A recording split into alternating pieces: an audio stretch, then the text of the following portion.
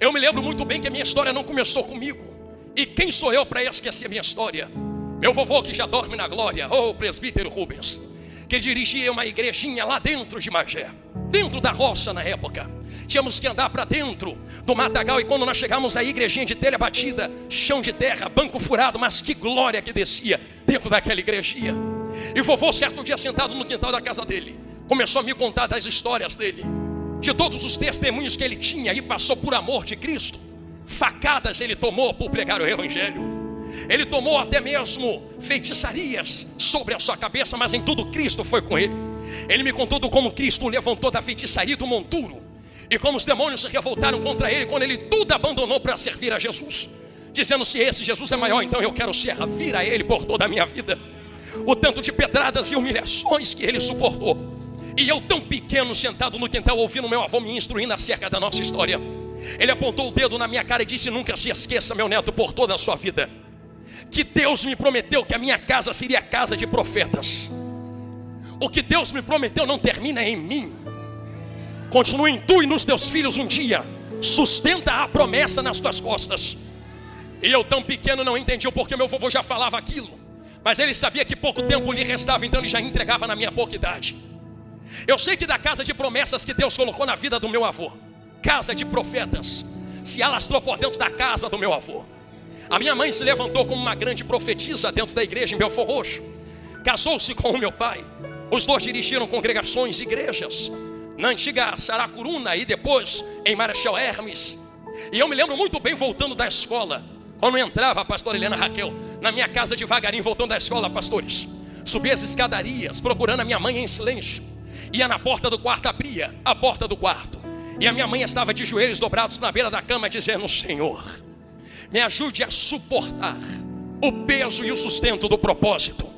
Não me deixa ser um elo quebrado desta corrente, na promessa que tu fez para o meu pai. Eu lembro quando a minha mãe dirigia a consagração num bairro, todos aqui conhecem, chamado Melhoral, ali em Guadalupe, para trás de Guadalupe.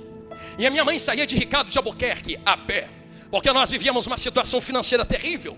E minha mãe tirava muitas vezes da comida para comprar livro para a escola. Muitas vezes meu pai deixava de comer o bife na marmita para poder dar um ovo para mim e a minha irmã comer. A minha mãe, para economizar dinheiro de passagem, ela saía andando a pé quase 1h30, 2 horas de Guadalupe até o outro lado, para poder dirigir consagração.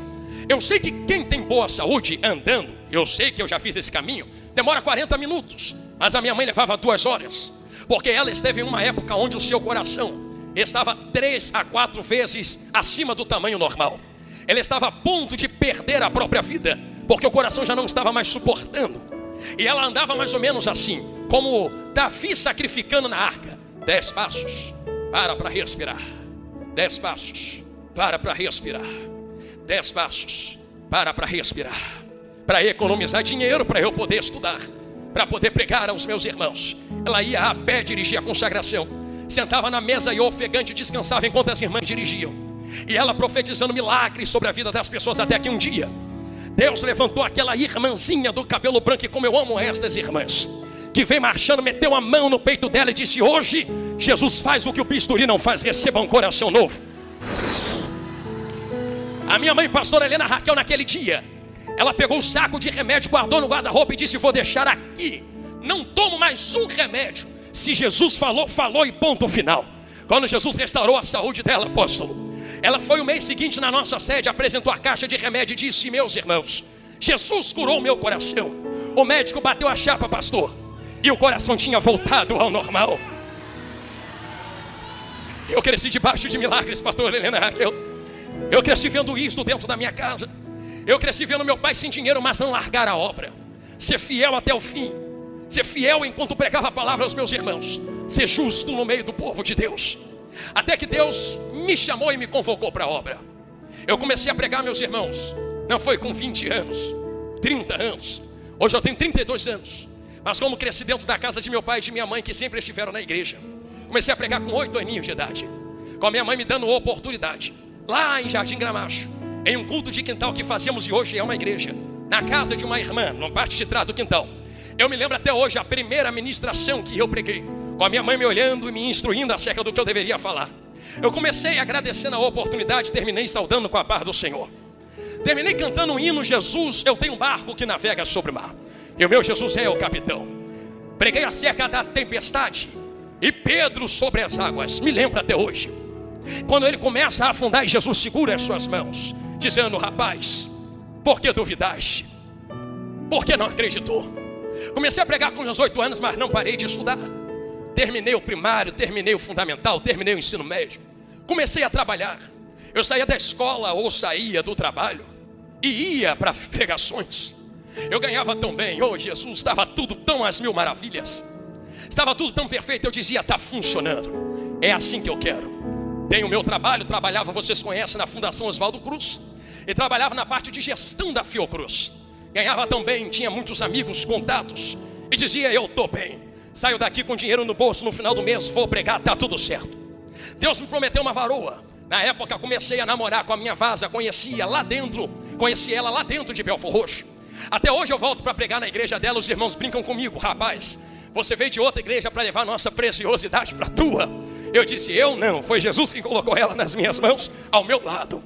E nós começamos a namorar, oramos. E depois que nós começamos a namorar, noivamos, tudo certinho, bonitinho. E Deus começou a ministrar nos nossos corações, dizendo que tinha algo diferente conosco na terra. Irmãos, mas Deus nem esperou o casamento. Fui eu certo dia pregar a palavra de Deus, e Deus começou a usar os profetas dizendo: agora eu quero que tu só prega, tu vai ficar só na minha obra. Eu te quero só rodando, pregando a minha palavra. Isto já tem 12 anos. Eu te quero só nos meus mantos de mistérios. Eu te quero envolvido só dentro desta nuvem. E eu bati pé no chão dizendo: é ruim, hein? Porque eu tenho dinheiro no meu bolso, está tudo dando certo. Que palavra é essa que Deus disse que vai trancar a porta que Ele mesmo abriu? Deus, se é tu mesmo que está falando, eu vou fazer uma prova contigo. Para que crente vai fazer prova com Deus que testifica? Se em 3 dias, isso era numa terça-feira, se em 3 dias essa porta trancar na Fiocruz, eu sei que é tu que está me chamando. Só que com carinho, irmãos, era impossível aquela porta trancar. Eu coloquei um impossível diante de Deus, porque a Fiocruz estava contratando pessoas para dentro. E se tivesse que mandar alguém embora, tinha umas 700 na minha frente fazendo um trabalho pior, dizendo: olha, tem fulano, tem ciclano, tem beltrano, tem da garagem, tem dali, tem de cá. Aí eles não vão me tirar, estou sendo elogiado, recebendo nota de agradecimento. Para que eles vão me tirar se eu estou recebendo até aumento e promoções aqui dentro? Passou a terça-feira, nada. Passou a quarta-feira, nada. Passou a quinta-feira, nada. Eu largava às 5 horas da tarde. Quarta, quinta, sexta-feira deu o 3º dia. Às 4:30 da tarde, eu me lembro como se fosse hoje, sentado na minha mesa, a pastora Helena Raquel. Eu disse assim: tá vendo, era coisa da minha cabeça. É Deus que está chamando, já vai dar 5 horas, vai bater os 3 dias. Se fosse para mandar embora, mandava agora. Porque depois de agora é só segunda já passou os 3 dias. Na hora, eu só pensei, na hora que eu pensei, o telefone toca. Eu olhei e falei: não acredito. Porque na mesma hora o Espírito testificou: aconteceu. Eu atendi e a voz do outro lado, trêmula, disse: sobe aqui no RH. Subi aquelas escadas dizendo: não é possível, não é possível, não é possível. Quando eu cheguei no RH, a menina com papel na mão, sem entender nada, disse: eu não sei porquê. Foram essas as palavras. Nas palavras dela, a ordem tinha vindo da presidência, mas olha como ela colocou as palavras: tinha tanta gente para ir na sua frente, mas a ordem veio do alto.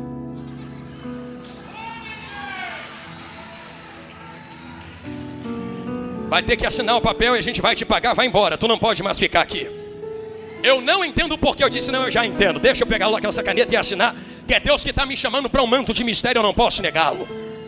Encerrei as minhas atividades, peguei a minha mala, cheguei até a casa dos meus pais e disse: hoje Jesus me chamou para um novo manto de mistério.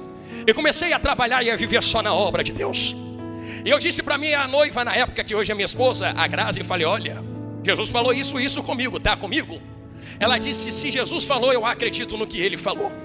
Vambora que eu estou contigo. Eu lembro quando a gente entrou numa consagração da igreja de onde ela era, e até hoje a missionária irmã Carmen, enquanto nós estávamos de joelhos dobrados, tinha 5 pessoas dentro daquela consagração. E a irmã Carmen, missionária irmã Carmen, já uma anciã, que Deus usa muito, nos chamou na frente, apontou o dedo, e é milagre viva aquela irmã, e disse: enquanto eu orava por vocês, eu vi uma chuva de prata caindo na sua cabeça, rapaz. Só que não caía na cabeça dela enquanto não caía na sua. Batia na sua e resvalava na dela, e ela recebia porque caía na sua cabeça. Ali eu entendi que era a confirmação do que Deus havia feito. Só que eu precisava casar com a minha vaza. E quem casa quer o quê? Casa. Vou eu correr atrás de casa sem emprego, sem dinheiro. Jesus, e agora o que é que eu vou fazer? Vou subir o monte para orar. Subi, todos conhecem o Monte Horebe. Estou lá em cima orando, me gastando em oração e jejum. E dizendo: Deus, se tu falou, tu disse que ia fazer. Se eu morrer debaixo dessa promessa, chegar aí no céu, eu vou reclamar muito contigo. Eu vou dizer: tu me chamou e me deixou morrer no meio do propósito. Enquanto eu orava em cima do monte dia após dia, certo dia, eu sozinho orando, frio, calor, chuva, sol, Deus do nada levantou um profeta em cima daquele monte. Quem aqui já foi na parte mais alta sabe o que estou falando. Veio de entre as pedras, mas pulou que eu não sei de onde. Botou o dedo na minha cara e disse: Deus me trouxe de São Paulo para cá. Eu não sabia o porquê, mas agora eu entendi. Assim diz o Senhor: eu garanto quem eu chamo, eu sustento quem eu coloco na minha obra. Abre a mão, servo meu. Hoje eu te dou casa. E não só te dou casa, eu vou mobiliar a sua casa. Ah, tu quer casar, né? Eu vou te casar. Sou eu quem vou te casar. E vai e faz a minha obra, porque a minha bandeira é bandeira de vitória.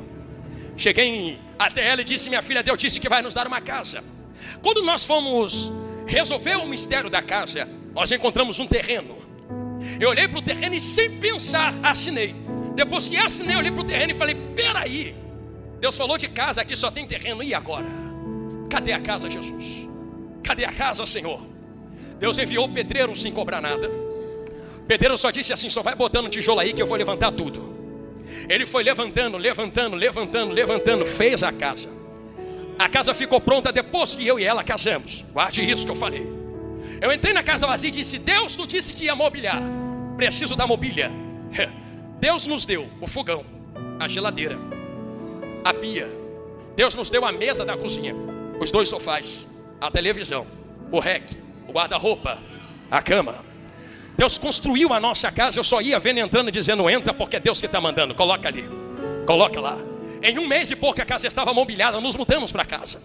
Lembre que eu disse que até o casamento Deus ia dar, porque nós gastamos num casamento que era para ser de 25 mil, somente 1.000 e poucos reais. Casamos tudo bonitinho, lua de mel, aquela coisa bonita, viagem, tudo Deus deu. Só que como a casa ainda não estava pronta, fomos morar no quartinho onde eu morava na casa dos meus pais. Dormíamos num colchão no chão. E ali nós íamos orando e fazendo a obra de Deus. Saíamos para pregar o evangelho, e sempre debaixo da obediência dos nossos pastores. E a igreja nos ajudando e nós vivendo milagres. Entramos na nossa casa, passamos o nosso momento de dormir no chão, no colchão, de não ter nada. Eu lembro até hoje, se me permite minha voz a compartilhar, o primeiro prato de comida que nós comemos na nossa casa, tão gostoso, macarrão com salsicha. Oh, coisa gostosa. Foi o melhor macarrão de salsicha da minha vida, porque foi na minha casa, foi nos meus pratos, foi a nossa comida. Nós começamos a fazer a obra de Deus, viajando para cima e para baixo. 3 anos se passaram desse manto de mistério, mas as coisas se afunilaram de tal maneira. Permita-me colocar de maneira clara dentro da palavra. Eu preguei e falei a vocês até aqui que Deus prepara milagres antes de fazer milagres através de vocês. Deus flui através de vocês e o que coloca na vida de vocês. Eu aprendi algo com a minha mãe e ela me disse: filho, nós não podemos dar vida se nós antes não tivermos vida. Não podemos fazer milagres se antes não tivermos um milagre em nós. Não se transfere unção se tu não possui esta unção. Então só poderemos transmitir aos irmãos se antes já tivesse na nossa vida. Meu Deus, tão novos já sendo tão apertados. Eu lembro de uma vez que alguém disse: não se tira azeite de azeitona pedindo azeitona, se tira azeite de azeitona amassando a azeitona. Ah, que Jesus começou a amassar gostoso, mas parece que trancou de todos os lados. Não tinha mais R$1 no bolso. Mas foi nesse momento de não ter mais R$1 no bolso que eu vivi os maiores milagres e mistérios das nossas vidas, que eu mais fui estruturado para estar na caminhada. Deus me disse: filho, te prepara, eu preciso te estruturar. Para quê, Senhor? Para tu não te corromper com a unção que eu vou colocar na tua cabeça. Vou te estruturar para suportá-la. Eu falei: então, Senhor, estou contigo, faz o que precisa, mas a glória é sua. Eu lembro que apertou de tal jeito que nós não tínhamos dinheiro para quase nada. E eu lembro que um dia, não vou entrar em muitos detalhes, eu lembro que um dia nós fomos em uma igreja ministrar. Estava eu, a minha vase e um amigo meu no banco da frente. E eu cheguei no meu limite, porque todos têm limites. Eu desabafei com ele e falei: amigo, hoje eu passo a régua. Deus falou que ia me ajudar. Deus falou que ia fazer. Só que permita-me falar algo aqui a vocês. Foi no momento de mais alta tempestade que os discípulos perguntaram: quem é esse que vem andando sobre as águas? Eu sei que é nos momentos de maiores tempestades que às vezes a gente esquece quem é aquele que anda conosco no meio dela. Eles pregaram com Jesus, comeram com Jesus, viveram com Jesus, mas quando a tempestade soprou, quem é esse? Quem é esse? Quem é esse? Eu vivi isto. Eu conhecia quem era Jesus, mas quando o vento soprou, cadê ele? Cadê ele? Quem é esse? Cadê ele? Não aguento mais. Tem dinheiro nem para comprar um sapato direito. Ando com os sapatos todos furados. Tem direito nem para comprar terno. Estou usando terno de 5 anos atrás. Maior do que eu, já está rasgando, desbotado. Chego para pregar nos congressos, os irmãos todos alinhados olham para mim e dizem: é esse que vão botar para pregar. Tem nem dinheiro para cortar um cabelo direito. Eu lembro que as pessoas tentavam me ajudar, mas não conseguiam. Porque quem tentava meter a mão entrava no mesmo manto. E por misericórdia eu dizia: não mete a mão no que eu estou passando, porque é mistério de Deus comigo. Tu quer viver a mesma prova que eu estou vivendo? Não é mistério para me matar, Deus está me preparando. Eu lembro da minha mãe desesperada: meu filho, vem cá para pegar, vem cá para receber. Eu: mãe, deixa Deus trabalhar. Se eu for aí, vai recair na tua cabeça. Porque se Deus estiver me dando, Ele vai tirar da tua mão, para tu não me entregar mais, porque Deus é quem está me provando nesse mistério. Deixa, mãe, deixa, pai. E pais veem os filhos sofrendo desse jeito. Como meu pai e a minha mãe suportou em lágrimas, mas eles entenderam depois de muito tempo o mistério. Eu sei que houve muita rejeição entre meus amigos e parentes e pessoas próximas, dizendo: que vida tu vai dar para tua esposa, rapaz? É isso que você tirou ela da casa dos pais dela, para fazer ela passar por isso? Eu me lembro de sentar na beira da minha cama, olhar pela janela e dizer: Jesus, é pedrada de quem devia estar me ajudando, é abandono de quem devia estar do meu lado, dizendo: vai, rapaz, que Deus está contigo. Parece que eu estou sozinho, não tem ninguém. Quem é que está comigo para chorar comigo? Eu me lembrei de uma palavra que o Espírito Santo me deu à noite, dizendo: ô meu filho, lembra de Davi derrubando Golias? Eu disse: eu lembro. Pois é, mas quem é de Israel que lembrava dele derrubando leão, urso? Palmas foi para Golias, não foi para leão nem urso. Quando ele se embrenhou com o leão, meu filho, não tinha ninguém para matar leão com ele. Não vai ter ninguém, meu filho, para orar contigo agora. Aprende a suportar, porque eu preciso te estruturar.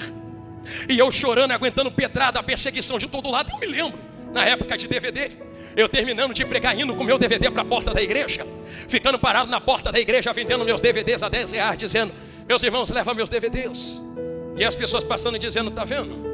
Deus chama para isso aí, para ficar mendigando na porta de igreja, para ficar tentando passar CD pirata na mão dos outros para poder pagar a conta. É para isso aí que Deus chama de quem havia recebido momentos antes da parte de Deus através da palavra na boca do profeta. Agora estava cuspindo no profeta. E eu dizia: Jesus é bom. Fechava a minha boca, chorava sozinho, dizia: Jesus é bom. Assim como Maria guardava para si, para testificar daquilo que Deus estava fazendo. Mas eu cheguei no meu limite um dia, indo para uma vigília em Imbarie. Eu lembro que um dia antes eu havia dito para Deus: não aguento mais, eu vou procurar uma porta de emprego. Eu vinha no caminho falando com elas que diabo também abre porta. Tu não lembra que foi o diabo que levantou Jesus no pináculo? Diabo também exalta e levanta. Eu lembro que no dia que eu falei: não aguento mais, uma porta se abriu na minha frente. E o empresário lá da Zona Sul disse assim: trabalha comigo, eu vou te dar tudo do bom, do melhor. Tu vai trabalhar do meu lado, será meu secretário. Você vai andar comigo para todo lado. Eu vou te assalariar, não é mensalmente, semanalmente eu coloco o dinheiro nas tuas mãos. E eu, no desespero, disse: eu quero. Dei o sim para ele e fui pregar na vigília. Enquanto estava na vigília, eu dizia assim: talvez essa seja a minha última pregação. Eu não sei se eu volto mais para o altar depois de hoje. Eu não suporto mais tomar pedrada de quem deveria me ajudar, tomar a facada de quem deveria estar do meu lado. Eu não suporto mais ver minha esposa chorando pelos cantos, mas não entregar para mim porque ela está suportando calada, porque entende que Deus está fazendo. Eu não quero mais. E meu amigo tentando me dizer, meu irmão em Cristo, dizendo: mas é propósito, meu amigo, mas é propósito, meu amigo. Eu disse: cheguei no meu limite. Ele disse: Deus vai falar contigo hoje, e se não falar, é porque tu deve entregar. Mas se Deus falar, tu continua. Eu: amém.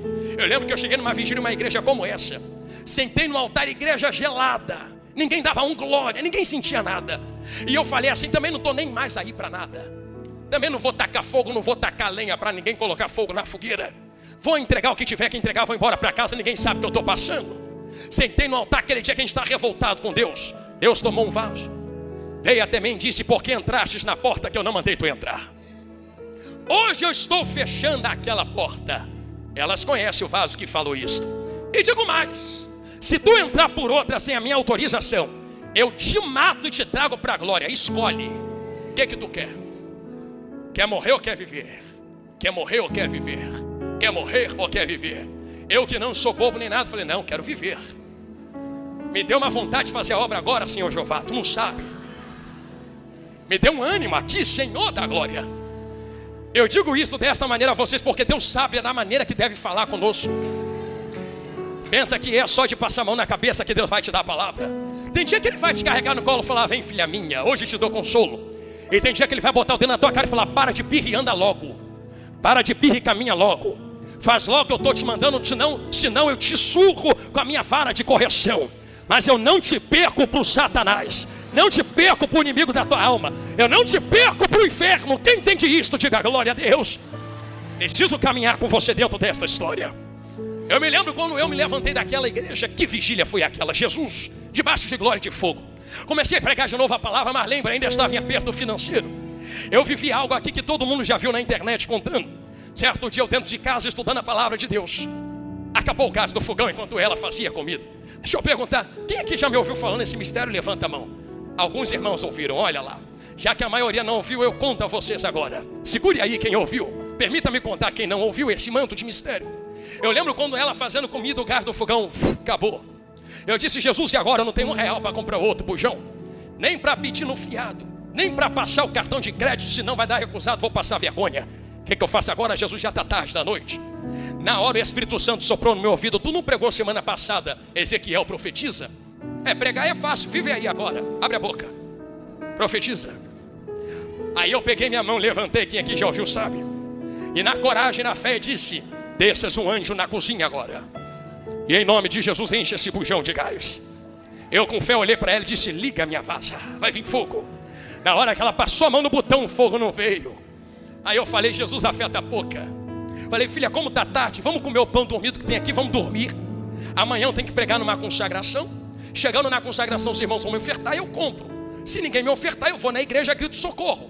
Mas eu não queria gritar socorro, porque sempre tem aquele que fala: tá vendo? Deus te chamou, mas agora tu tem que ficar pedindo para os teus irmãos. Irmãos, eu gritei, falei, profetizei: desça um anjo nessa cozinha. Eu não estou louco, estou eu e ela deitado no nosso leito, na nossa cama. 2 da madrugada, porque eu peguei o celular e olhei a hora que eu escutei isso. Eu escutei barulho de gente andando na laje assim, ó. E da laje desceu na varanda. Aí da varanda eu ouvi gente andando na cozinha como se fosse aqueles sapatos que batem no chão e faz aquele estalo.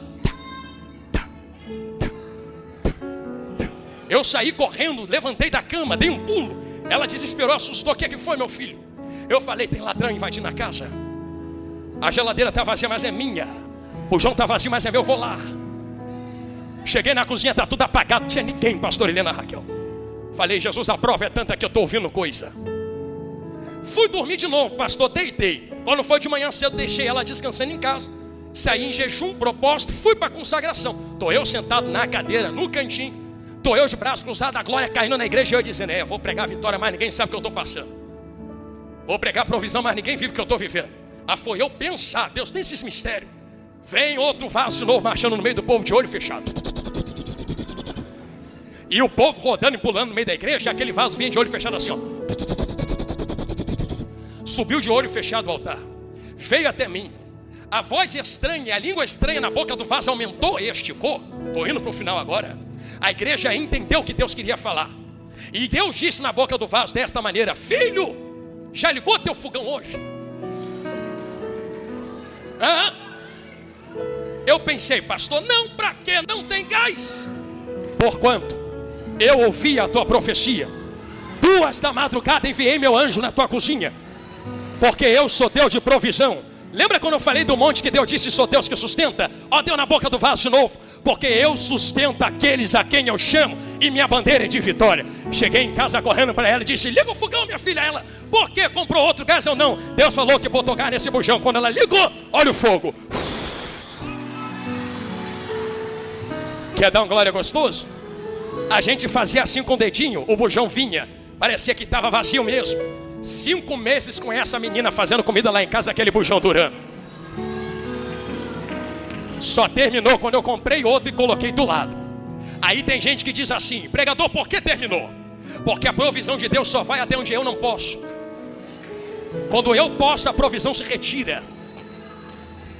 E hoje eu ouvi gente aproveitadora dizendo: sabe o quê? Então para que comprou? Por que não deixou continuar fluindo a água da rocha? Eu falei: não vou abusar do poder de Deus. Deus entrega até onde eu não posso. Mas eu não vou ficar vivendo de provisão, porque provisão é momentos, não é vida. Deus quer me entregar para ter, não é sobreviver, é viver. Lembra que eu disse? Eu lembro de quando eu andando com meu carrinho, eu tinha um Fordzinho K redondinho, andando com meu carro. Eu chamava aquele carro de índio. Me pergunto por quê? Porque eu vivia na reserva. Eu andando com aquele carro na reserva. Quantas vezes o carro capengava no meio do caminho, mas chegava. Um dia eu fui ministrar numa igreja. Eu vivi algo que eu compartilho com os irmãos agora, já indo para o final, finalizando. Aonde disseram: vem que a gente te abençoa, vem que a gente vai te dar. No final todos saíram, pastor Helena, Raquel foram embora, me deixaram aí, minha esposa plantada na porta. O porteiro saiu, falou: não, já foi todo mundo, toma aqui 20 reais que a gente só tem isso. E era tão longe. E eu cheguei com ele na reserva. Falei: Jesus amado, nem o cartão eu tenho. E nem era época de Pix, ainda não tinha, para alguém mandar um socorro. Falei: vamos embora, botei os 20 reais. No meio do caminho o carro. Falei: Jesus, não me deixa sozinho aqui. Daqui ela de prova, para mão, não estou mentindo. Eu botei a mão por cima do volante e disse: Jesus, manda um anjo, coloca a gasolina nesse carro.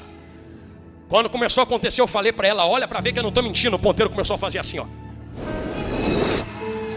Cheguei em casa, andei a semana inteira com aquele negócio.